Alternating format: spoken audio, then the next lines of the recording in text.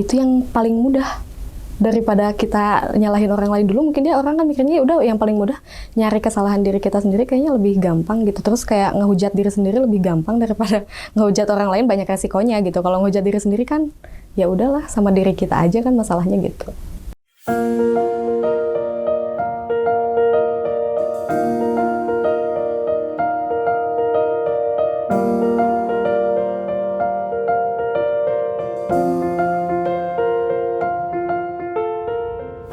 Assalamualaikum, selamat siang. Perkenalkan, nama saya Humairani Rahman.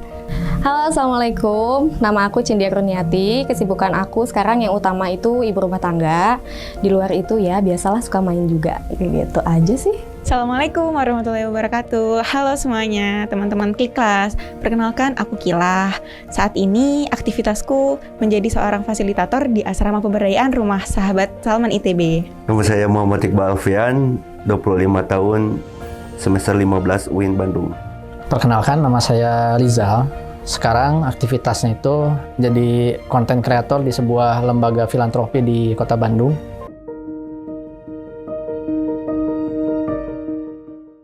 Permasalahan untuk membenci diri sendiri itu pasti ada ya setiap orang itu.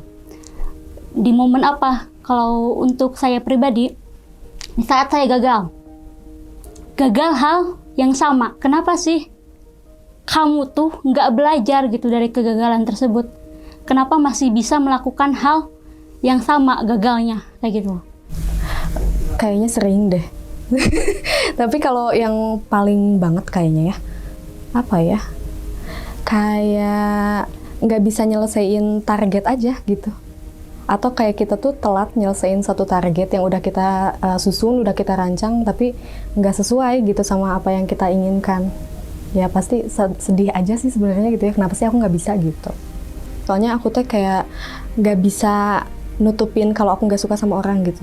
Susah banget gitu. Jadi kalau emang udah nggak suka tuh, aduh susah banget aku kalau untuk balik lagi bisa suka lagi gitu, bisa biasa lagi tuh kayak susah banget gitu. Apalagi kalau misalkan kita udah pernah punya masalah atau pernah dikecewain infonya gitu ya, kayak udah susah banget gitu aku kalau untuk percaya lagi sama orang tersebut misalkan kayak gitu, itu susah banget.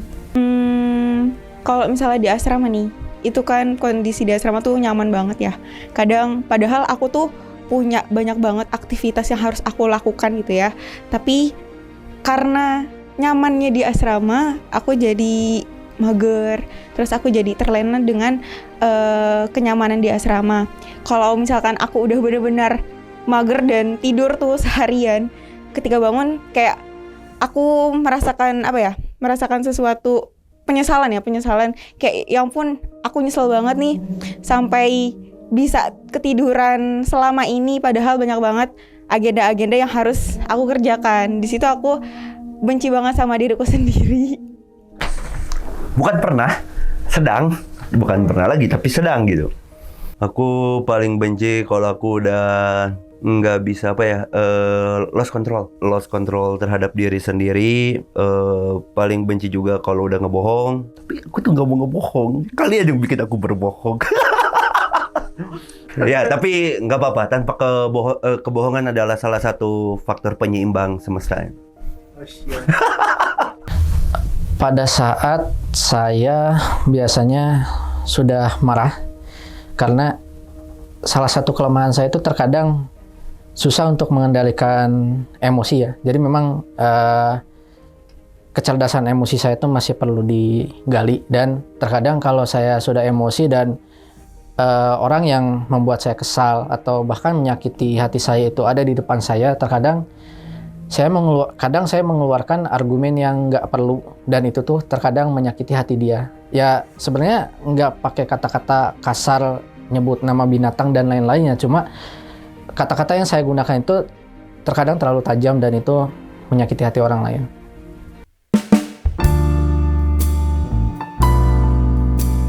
Sekitar tahun 2018 ya, dimana kan mungkin ya background saya farmasi, S1 farmasi, mau nggak mau kan saya tuh dituntut untuk profesi gitu kan ya, profesi apoteker. Sedangkan setelah lulus S1 itu saya sudah mencoba ke berbagai universitas gitu ya, PTN yang ada di Indonesia, dan hampir kegagalan itu yang saya lakukan berulang-ulang sampai 6 kali. Dan tidak ada yang berhasil satupun. Pas kuliah kayaknya ya, lebih banyaknya. Soalnya kalau pas sekolah mah nggak terlalu mikirin yang kayak gitu sih. Kan pas udah masuk kuliah, lebih banyak kenal dunia luar. Jadi lebih banyak juga kenal sama macam-macam orang. Akhirnya jadi menimbulkan ketidakpercayaan lebih gede gitu sama orang-orang tertentu gitu. Kapan aku benci diriku itu baru beberapa pekan yang lalu sih. Ya, pekan yang lalu tepatnya sih. Aku jarang pulang ya, istilahnya jarang pulang. Ya seharusnya aku bisa bantuin orang tuaku di rumah gitu, bebenah, beberes-beres, terus masak atau apa gitu kan. Tapi aku justru lebih milih kayak yang masih bisa dikerjain sama mama, masih bisa dikerjain sama dede. Padahal seharusnya aku tuh bisa memaksimalkan waktuku di rumah, tapi ternyata aku sendiri malah terlena dengan kenyamanan yang ada di rumah kayak gitu. Buat saya yang namanya self hatred itu kan bukan state tapi emang fenomena kejadian biasa aja gitu. Saya nggak nanggapnya itu satu hal yang ini nggak terlalu hate ini. Ya pokoknya saya benci ketika saya melakukan, tapi ketika saya tidak melakukan dan ketika saya tidak, ya saya tidak benci gitu. Jadi nggak jadi yang jadi kesalahan self blaming dan lainnya gitu. Jadi istilahnya cuman sampai pada titik saya berbohong. Ketika saya berbohong, saya benci berbohong. Ya udah gitu, nggak yang berkepanjangan gimana gitu. Saya membenci diri saya sendiri ketika perasaan malas saya kambuh. Yang seharusnya saya tuh banyak mengerjakan hal-hal yang produktif, tapi karena saya terkadang orangnya mudian ya. Nah itu salah satunya saya agak benci dengan sifat saya yang kemudian, dan itu tuh mempengaruhi segala aktivitas saya, dan ya udah jadi mageran padahal saya banyak kerjaan dan terkadang saya mengerjakannya itu di last minute dan tidak maksimal.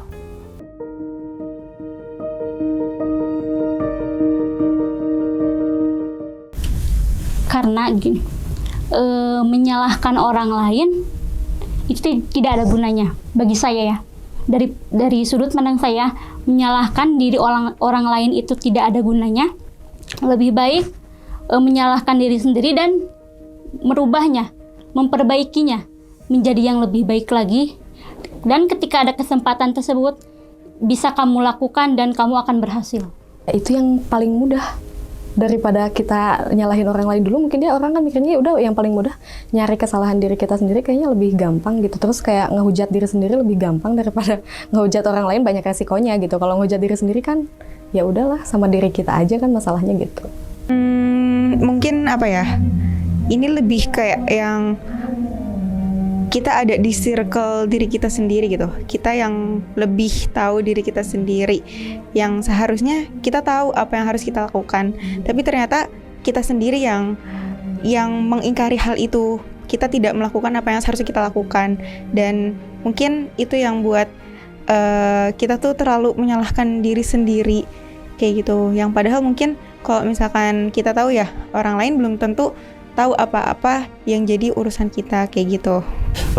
Ketika dalam rangka apa sebetulnya ketika ngomongin orang menyalahkan diri sendiri itu, pengalaman saya ketika orang-orang yang self blaming itu ada yang sifatnya introspeksi dan evaluasi. Oh iya, saya misalnya saya berbohong dan saya salah. Udah, itu saya anggap itu satu bentuk ya introspeksi diri dia aja gitu. Kedepannya seperti apa ya terserah gitu. Kalau ada juga orang yang menyalahkan dirinya sendiri, tapi sebagai bentuk apologia. Maksudnya kesananya artinya ketika dia menyalahkan dirinya sendiri, ada juga yang apologia itu dalam arti apa ya?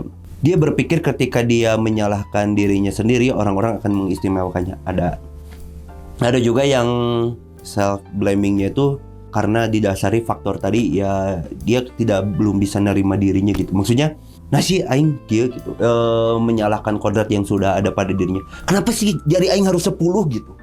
Nyata mah enggeus gitu. self blaming yang terakhir tadi itu ya sebagai bentuk ketidakpenerimaan dirinya. Jadi kenapa orang-orang selalu self blaming dan lain-lainnya? Ya buat saya itu tadi 3 hal itu. Kalau di Iqbal sendiri lebih ke yang mana tadi yang disebutin itu? Kan ada 3 ya. Yang lebih banyaknya itu biasa di bagian yang mana? 3. Oh, yang ketiga ya. Ketiga. Mungkin karena mereka gimana ya, belum mensyukuri apa yang ada dalam dirinya gitu. Padahal ya memang setiap manusia itu kan punya kelebihan dan kekurangan. Ya mungkin setiap orang pasti membanggakan kelebihan yang ada pada dirinya. Tapi ada satu hal yang luput dari mereka, bahwa mereka tuh sering lupa sama kekurangan diri mereka sendiri, dan mereka menjudging diri mereka sendiri dengan kekurangan tersebut. Itu ya karena mereka kurang bersyukur ya. Dan itu pun yang terkadang yang saya alamin ya. Padahal beberapa orang itu ada yang bilang ke saya bahwa, Jal, gue tuh sebenarnya pengen loh di posisi lo kayak ini.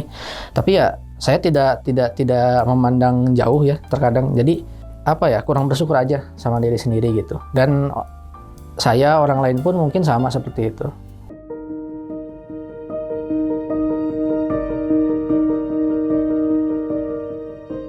Sebenarnya kan untuk membenci diri sendiri itu ada faktor dari lingkungan ya, atau juga dari diri sendiri gitu. Tapi untuk saya pribadi, saya itu termasuk membenci diri sendiri dari faktor saya sendiri, bukan dari orang lain. Saya itu memang memiliki ambisi yang tinggi gitu ya. Kamu harus berhasil, kamu nggak boleh gagal. Itu yang selalu saya tanamkan gitu. Jadi pressure tersendiri gitu ya. Setiap kali tes atau setiap kali melakukan suatu hal, kamu harus bisa, kamu harus berhasil. Dan ketika terjadi kegagalan, itulah yang menjadi hal terburuk. Lebih ke apa ya, nggak bisa jaga ekspresi mungkin ya. Jadi aku tuh kalau nggak suka sama orang bener-bener kayak nggak bisa gitu senyum gitu. Susah lah, pokoknya udah diniatin. Pokoknya kalau ketemu nanti harus senyum, harus biasa aja, harus gimana gitu ya. Udah lupain aja yang udah. Tapi pas ketemu teh ya gitu lagi gitu. Akhirnya pas udah teh, wah itu kayaknya tadi aku yang salah deh. Kenapa aku nggak senyum duluan gitu? Kenapa aku nggak nyapa duluan? Kayak gitu sih sebenarnya. Jadi kayak padahal aku tuh udah mau berbuat baik gitu, niatnya udah baik, tapi karena saking keselnya gitu, jadi aku tuh nggak bisa nampilin attitude aku yang baik gitu ke orang, walaupun dia emang punya salah ke aku gitu. Aku tambah pertanyaan, tapi itu kamu sadar kalau misalnya itu tuh salah? Setelah itu biasanya, jadi pas lagi itunya mah udah aku ngerasa itu bener gitu, cuma pas udah pulang misalkan, oh kayaknya tadi itu aku salah deh gitu, kayak gitu, soalnya ya aku yang cari masalah gitu yang kedua kali itu gitu. Ini mungkin faktor dari diriku sendiri kali ya. Faktor dari diriku sendiri mungkin emang karena sifat manja diriku tuh masih ada gitu ya. Walaupun udah 4 tahun mau 5 tahun jauh dari orang tua, tapi aku masih manja, jadinya aku melakukan hal itu. Jadi ngerasa kayak yang ngerasa aman, ngerasa nyaman. Jadi ya udah, aku jadi lebih bergantung sama kenyamanan itu. Faktor internalnya mungkin karena terkadang ya orang-orang tuh menilai saya tuh orangnya berani, percaya diri. Padahal di satu momen atau di beberapa momen saya tidak sepercaya diri itu pada diri saya sendiri. Terkadang saya ragu dalam memutuskan. Terlalu banyak berpikir, terlalu banyak asumsi pada diri saya sendiri itu yang menyebabkan apa yang saya putuskan itu tidak benar gitu. Dan itu yang sangat mengganggu diri saya gitu. Biasanya saya melampiaskannya itu kuliner. Kalau saya pribadi itu memang sukanya makan ya. Jadi mau nggak mau ya udah kita cari kuliner. Untuk selanjutnya saya jalan-jalan. Ya contohnya kayak tadi lah ya, aku ngelakuin satu kesalahan kayak gitu, terus ya udah aku narik diri sih. Kalau aku sih gitu, daripada nambah runyem gitu, ya udah aku stop di situ masalahnya. Aku udah tahu masalahnya itu, ya udah aku tarik diri gitu. Aku tahan dulu, jangan sampai aku ngehadapin masalah yang lain karena aku terlalu banyak bicara pas aku lagi emosi gitu loh. Jadi emang itu lagi emosi kan posisinya, terus akunya yang salah juga. Kalau misalkan hari itu juga aku datengin lagi orang itu, misalkan mau minta maaf atau apa gitu niatnya, tapi pas ketemu taunya gitu lagi kan jadi nambah masalah. Jadi aku lebih baik tahan diri aja lah dulu gitu, sampai emang benar-benar udah bisa cooling down dulu diri sendiri, baru nanti ketemu lagi ya gimana nantilah gitu. Biasanya narik sendirinya dengan cara apa? Apakah menyendiri? Kalau menyendiri kan mungkin ya, soalnya aku kan, aduh, jadi lebih nggak cerita ke orang lain aja udah, nggak terlalu banyak curhat lah itu, jadi lebih ya udah sendiri aja Lebih gitu. banyak dipendam berarti. Biasanya aku tuh harus buat apa ya? Mungkin buat jadwal kali ya, jadwal kegiatan yang emang seharusnya aku lakukan, nggak yang cuman sekedar kayak yang oh nanti aku mau ngelakuin hal ini, yang cuman dibayang-bayang aja, tapi juga harus benar-benar terjadwal. Misal kayak yang bikin aku bangkit dari kemalasan aku, itu aku ketemu sama teman-teman aku, entah ketemunya itu dalam rangka ya udah lama nggak ketemu jadinya ngobrol-ngobrol gitu kan. Nah dari situ mungkin aku ngerasa lebih produktif dari situ. Jadi harus harus aku tuh benar-benar nge-state diriku harus ngelakuin hal ini. Seperti itu. Ya evaluasi ya gitu, maksudnya apa yang bisa diperbaiki, apa yang harus dibenahi lagi gitu, progresnya mau dikemanain gitu. Tapi kalau misalnya ketika saya menyalahkan diri saya sendiri dalam rangka saya sedang tidak menerima diri saya sendiri, ya udah gitu, dalam artinya kesananya cuma ya apa ya istilahnya. Udah mungkin ada hal yang dilakuin misalnya? Enggak sih, karena ya balik lagi satu-satunya sikap untuk menerima diri, ketika orang tidak bisa menerima dirinya sendiri, apa yang harus dilakukan? Ya terima gitu. Cara saya menerima diri saya sendiri, ya udah lah, bener.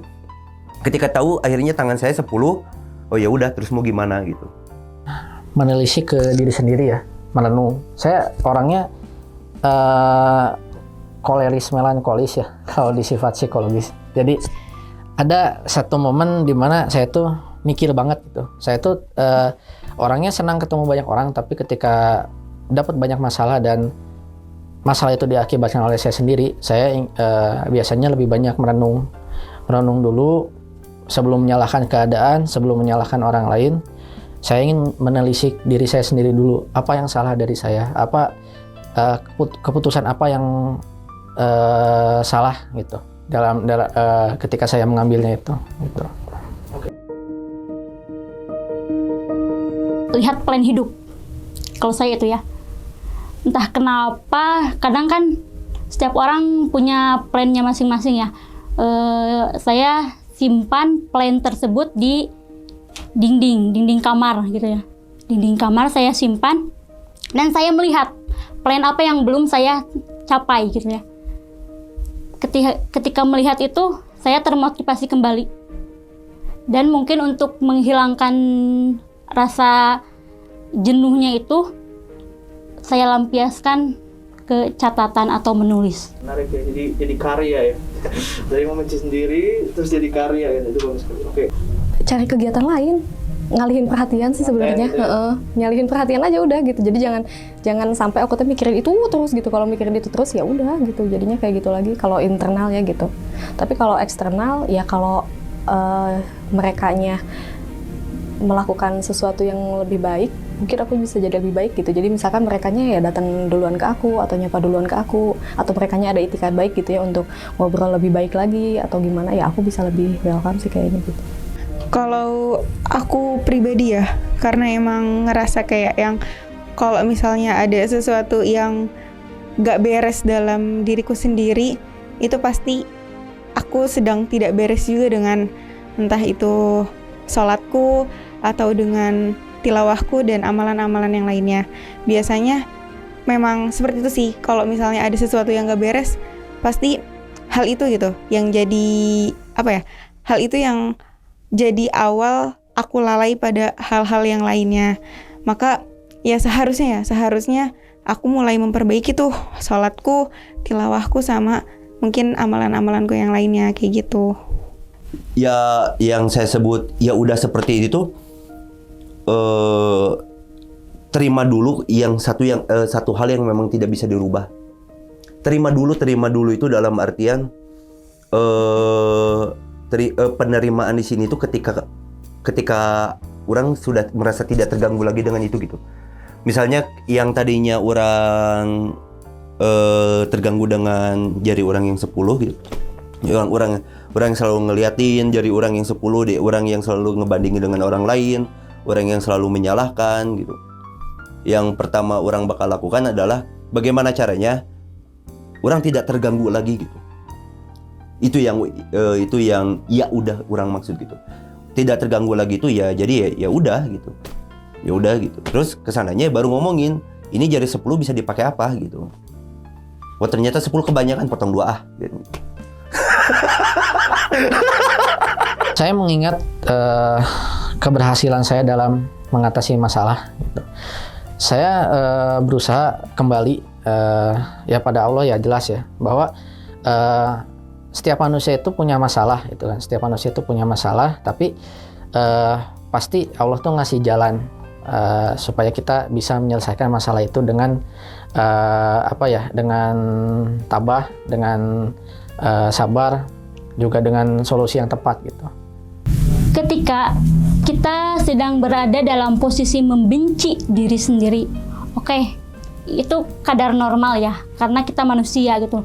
Manusia memang tak ada yang sempurna. Tapi ketika kita sedang membenci diri sendiri, kita harus ingat kelebihan apa yang ada di dalam diri kita yang bisa kita kembangkan. Kalau saya pribadi tuh mengutip gitu ya, habiskan jatah gagalmu sekarang, biar nanti di masa depan tidak ada lagi kegagalan yang menghampiri dirimu. Kalau misalkan kamu nih lagi gak suka banget sama diri kamu sendiri, harus cari tahu apa yang bikin kamu gak suka sama diri kamu. Kalau kamu udah tahu apa yang bikin itu jadi kesalahan buat diri kamu, ya kamu juga harus cari solusinya sendiri, karena ya kalau kita nanya ke orang lain juga mereka nggak akan ngerti apa yang kita rasain. Kita harus memecahkan masalah kita sendiri, harus cari solusi sendiri buat hidup kita berikutnya. Ini dari Ini dari mungkin pengalaman pribadiku sendiri. Jadilah diri sendiri gitu ya teman-teman, dimanapun teman-teman berada.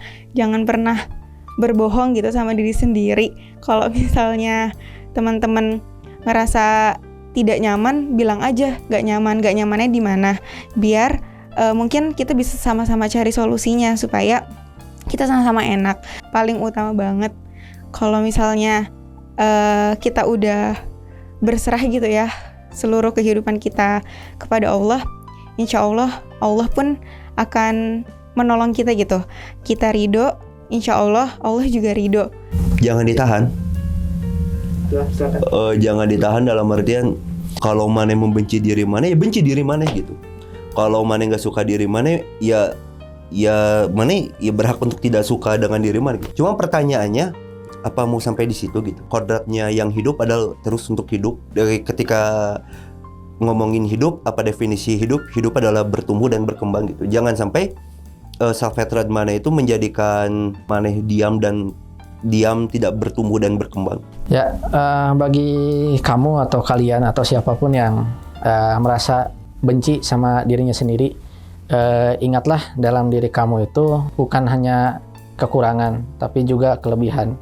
Itu yang harus kamu ingat, dan kamu jangan terlalu fokus dengan kekurangan yang ada di dalam diri kamu. Karena itu sangat mengganggu, ngedistract produktivitas kamu gitu kan. Dan banyakin bersyukur, karena apa yang ada dalam diri kamu, apa yang terjadi di luar diri kamu, apa yang terjadi di sekitar kamu, itu tuh Allah yang berkehendak gitu. Dan ketika kamu punya masalah, ketika kamu merasa useless ataupun membenci diri kamu sendiri, kembalikan semuanya ke pencipta kamu.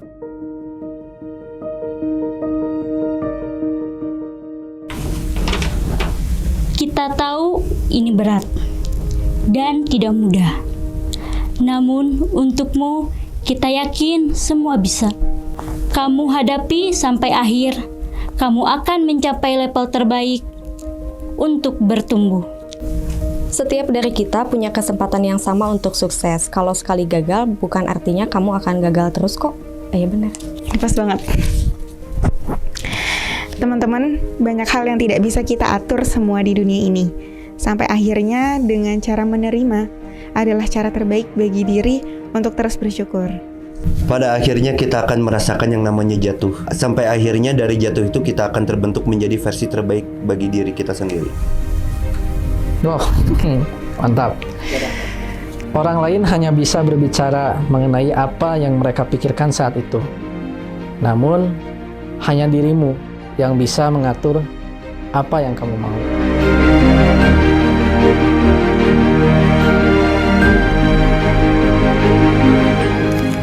Terbentur.